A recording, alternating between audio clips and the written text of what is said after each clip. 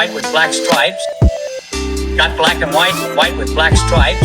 Got black and white, white with black stripes. The ones I like to wear when I rock the mic. That one line changed everything. One line, one song, one moment at a concert. That was the spark, that was the ignition. Back in 1986, sneakers were just sneakers.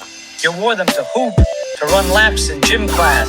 You didn't match your fit to them, you didn't collect them, you didn't build your whole personality around them. I remember a time before all this, before sneaker culture was a thing. My father, he was older, raised me with that old school mindset. Shoes were just shoes, shoes were just shoes. You had one pair for school, one pair for church, and maybe one pair for play if you were lucky. And if your church shoes got scuffed, you better believe you were getting that polish and shining them before serving. Sneakers, they were for running. You didn't see grown men building outfits around them, rocking them with suits, flipping them like stocks. Shoes were just shoes. You had one pair for school, one pair for church, and maybe one pair for play if you were lucky. And if your church shoes got scuffed, you better believe you were getting that polish and shining them before serving. Sneakers, they were for running. You didn't see grown men building outfits around them, rocking them with suits, flipping them like stocks.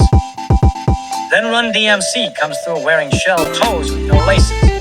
Tongues out, standing on stage at Madison Square Garden and tells 20,000 people to take off their Adidas and hold them in the air. And they did it. A wave of black and white with black stripes held high like a declaration of identity. Sitting in that crowd was a top executive from Adidas. What happened next had never been done before.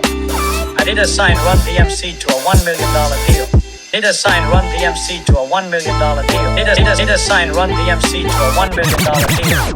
A rap group, not an athlete, not a tennis player or a basketball star, a rap group from Queens. That deal said something loud and clear. Hip-hop moves product. Hip-hop defines cool.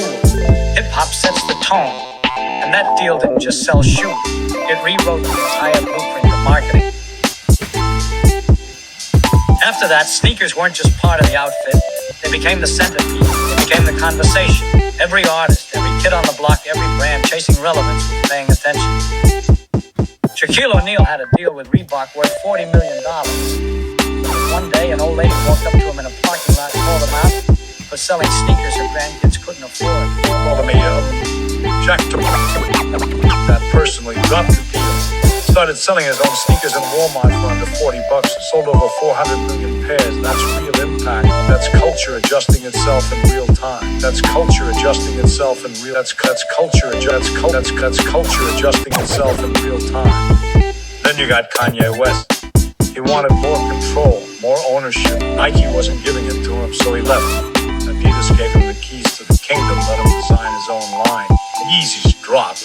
$200 retail, flipping for over $1,500 on the resale market. People camping out, sites crashing. That wasn't a shoe anymore, that was a movement. And you can't talk about cultural crossover without bringing up the St. Ides commercial. In the 90s, they had Ice Cube, Snoop, Biggie, and Pac rapping real bars and ads for malt liquor. Custom beats, custom flows. It wasn't jingles, it was legit songs in the middle of your TV show. Songs in the middle of your TV show. Sprite did the same thing.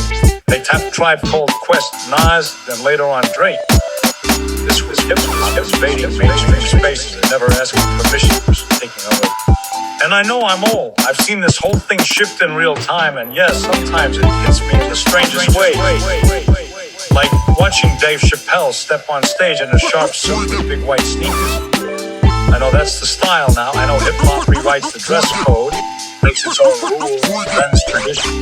But man, I can't help but do a double take. I was never the type to throw on sport shoes with a sport coat.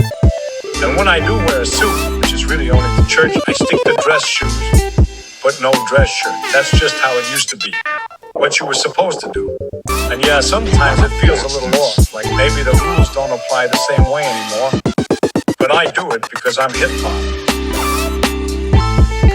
I guess Dave does it for the same reason, because hip-hop doesn't just follow trends, it makes them, it bends for how it wants to. Throws sneakers on a runway, a tuxedo on stage, and even though I get it, even though I respect it, sometimes my old school eyes just don't feel it the same way. And it all traces back to that one moment, one line in one song that validated the streets. That said, this is us, this is how we dress. This is what we stand for, the leather jackets, the hats tilted low, the fat gold chains swinging with every step. That wasn't style copied from a magazine, that was style built from the ground up. Now you got kids on YouTube breaking down the Jordan ones like they're historical artifacts, debating mids versus highs like it's life or death, talking about toe boxes and stitching patterns. It's an obsession now. But before all that, there was just a rap group wearing their everyday sneakers, unforeign stage and turning that into unforeign stage and turning that into unforeign stage and turning that into unforeign stage and turning that into a national conversation. Those shell toes, they were $50 to $100 back in the day. Now you got limited editions going for hundreds, sometimes thousands, depending on the collab. Or they'll drop those human race NMDs with Chanel. Those are worth over $20,000. RUN D.M.C didn't just create a lane, they built the road. They didn't just influence sneaker culture, they ignited it. They proved that the streets, the block, the sound of the people could shape global fashion, corporate branding, and youth identity. They didn't ask for permission, they just said it. Black and white, white with black stripes. The world listened. This is genius. This is genius. The world listened. This is genius.